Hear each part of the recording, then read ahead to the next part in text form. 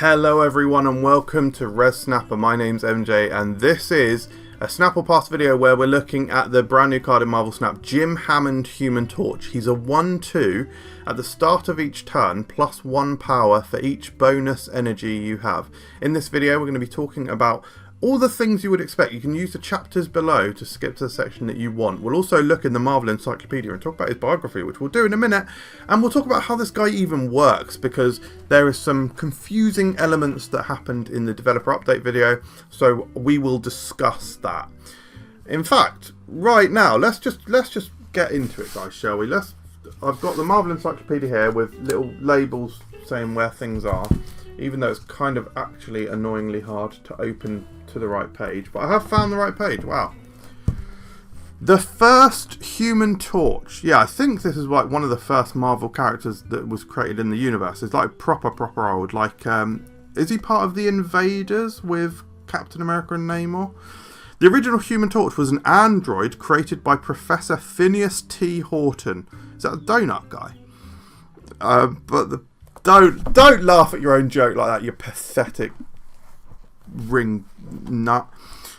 But the professor's dream of creating a perfect human being failed. Mate, who the hell wrote this? But it failed when the android's body, which was covered in photoelectric solar cells, burst into flames on contact with oxygen.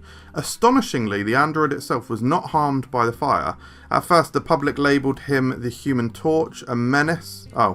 The Torch then rejected his creator's ownership, claiming he didn't want to be a slave. Wow, big up. Yada, yada, yada, yeah, he was sort of, yeah, it all just goes from there, really. Yeah, nice, good, sounds good. Love the artwork on this card, by the way. I think it's really cool. Anyway, before we go on, I do need to say a quick thing. I am actually filming this a little bit far in advance, so warning, I'm nearly on holiday in Florida. I made these slides weeks ago and filmed this video long before I uploaded it. Some things may have changed. Yeah, we've got like an upcoming OTA. The OTA may have happened by the time this video comes out. Now, in all transparency, I'm actually going to Florida in like a week. But I still had to film this video like a week before that. So I have filmed it far in advance. And if anything has changed, I'm really sorry. But I think this information will still be useful. We'll still talk about things.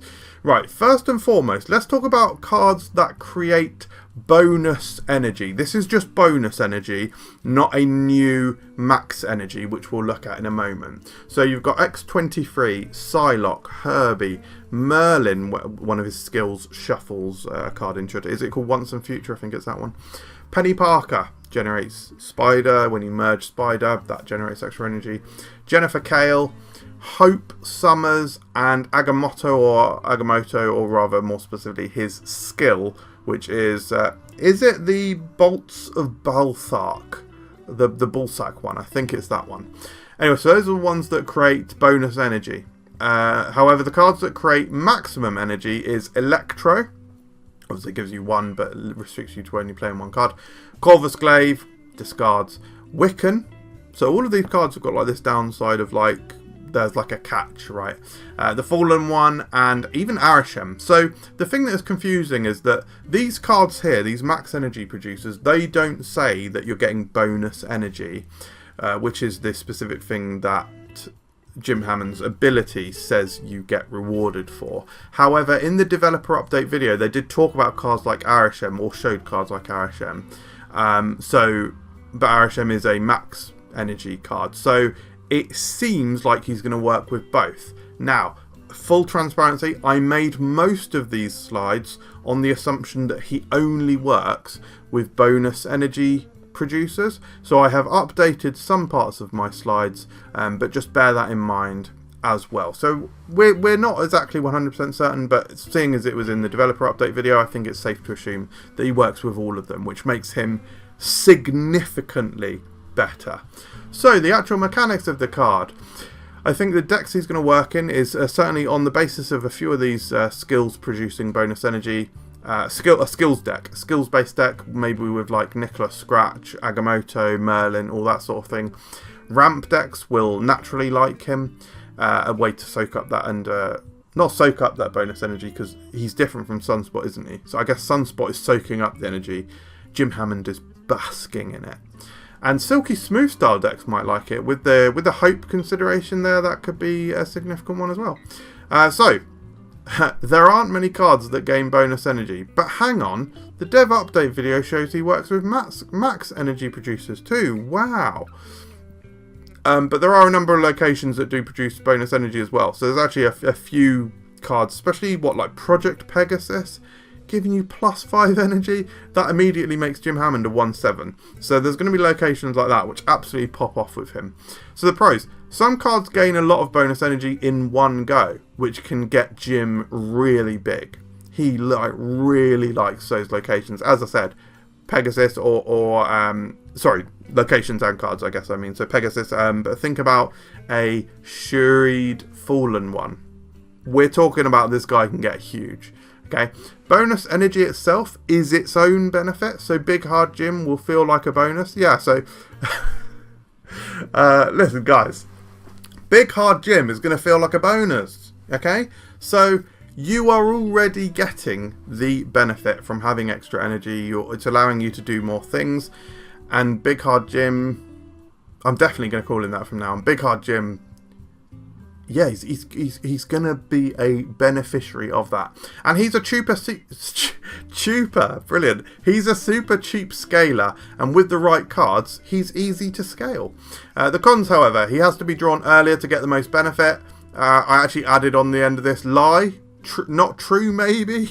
Yeah, I think the fact that maybe he does actually work with more cards than I originally anticipated means that this might not be true anymore. He's fragile, as we've seen with other one-cost scalers. There's lots of counters. There's lots of ways to reduce this guy's power. And Big Hard Jimmy, sorry, just stifled. Big Hard Hot Jimmy Boy doesn't have many synergies that trigger him. Again, I wrote this ages ago, so actually, now that I've seen the dev update video, maybe he does. Maybe he does actually have a lot of synergies. The counters, though, Electra. If we've got all of these new one-cost cards, which are brilliant, and good scalers, which are brilliant, like Nicholas Scratch and Mad Thinker, they're absolutely broken. No, but this is another one-cost scaler. Maybe Electra, this is her time to rise. Maybe, guys. Shadow King, gonna revert his power, but then at the end of the game, if you've got extra energy on the final turn, maybe you might do alright. Although if your opponent doesn't have priority, then yeah, they can reset it. And Killmonger. Actually, no, the final turn doesn't. It's the start of each turn, so he'll go up at the start of the final turn. Fine. Yeah, and Killmonger's going to kill him as well. So yeah. The synergies, however, apart from all of those cards that we looked at a minute ago that actually produce bonus energy, I guess like Nicholas Scratch is a good one. Maybe even something like Prodigy might be quite relevant as well. If you can Prodigy a Human Torch, you might be able to like staple down that location. Who knows? But let's talk about some decks. Again, I created these when I thought he had less synergies. I could absolutely create better decks now, but let's just rock with it anyway. So, Tough Jim, this is called. This is a lockdown deck.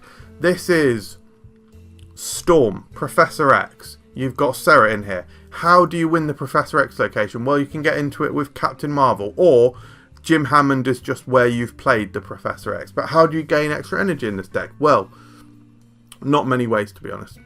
There's not many ways to produce bonus energy. So this is probably a bad deck. Psylocke and Jennifer Kale. Like, this is crap, isn't it? This is shit. Guys, I made this deck when I thought the card was different. I'd do something different now. I don't have time. I've had to make like 15 videos in like 3 weeks. Give me a break. And then Silky Skills. This one is a Indie Club style deck, or you might know the archetype by the name of Silky Smooth. Now, around these parts, we call it Indie Club. We call it Indie Club because Indie Club you mingle rhymes with Pringle, and Pringles comes as a stack, and that's what you want to do with cards in this deck, isn't it? It's play little cards in the same location in a stack. Now, if your finger is on the pulse of US snack food, you will know that there is a snack coming out called Pringles Mingles. We have done it, guys. We have finally found sponsorship, and it's with none other than Pringles. Proud to announce it. Happy to then you send. So yeah, thank you very much for Pringles. Shout out sponsorship of that to this video. So in this deck, you want to play stuff on top of Hope, but also Angela, We haven't got Elsa in here miraculously, but we just couldn't fit her in. Because we've also got our skills wielders as well. The great thing about skills and Angela and Hope is that you can place skills on top of them. They trigger their abilities, but they do not take up a space, which is really nice. Our skill generators are, of course, Merlin and Agamotto. We've got Nicholas Scratch in here. We've actually got a couple of really crucial forecast cards, so I thought Zabu might work well as well to reduce our Gwenpool, Galacta, and Shang-Chi. Getting loads of energy, that means we've got more to do, which means we might want to Agent Coulson. You got Jeff to move off the Silky location, yada, yada, yada. It's all good stuff, guys. Our final deck is a merging deck. And yeah, probably bad, probably really bad, I'd think. But we've got Clear, we've got Agony, we've got Awesome Andy, so you've got some clear buff bonuses. Lasher in here, Herbie, Galacta, Scarlet. Actually, the more I'm reading it out, the more I'm reading it out, the more I'm kind of liking this deck. Hulkbuster, Penny Parker. Actually, this deck is cool. But yeah, do the things, guys, do the things, and give Jim Hammond. Although you don't actually have that many ways to produce extra energy, I guess. You've got the skill from Agamotto, merging with Penny Parker. I guess Herbie can generate as well, can't he? Yeah, you got ways. You'll be alright. Anyway, as always, guys, please do be aware that these things like my channel. Brilliant. These things help my channel. If you like the video, subscribe and turn on notifications. We are actually on the slippery slope of discontent to 6,000 subscribers. In fact, we're not on it. We're climbing it. So yeah, it's pretty challenging. So please help us with that. So what do I think with him? This is one of the slides I updated. Before I said it was like 2.5 stars or like 2 stars or something. I said there's just not enough synergies. But actually now I know he works with bonus energy. Is he like auto include in some certain decks? Like Arishem? Would you play him in Arishem now? Like getting +4. This is kind of like a 1/6 if you play him early. Probably not good enough for Arishem, but Arishem auto include anyway. But yeah, I think he's good. 3.5 stars. I think from a fun perspective though, yeah, 2.5 stars. It might just still be a bit difficult for him.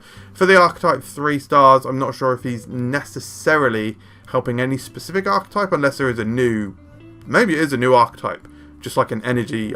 Probably might be actually just like an energy abuse style deck.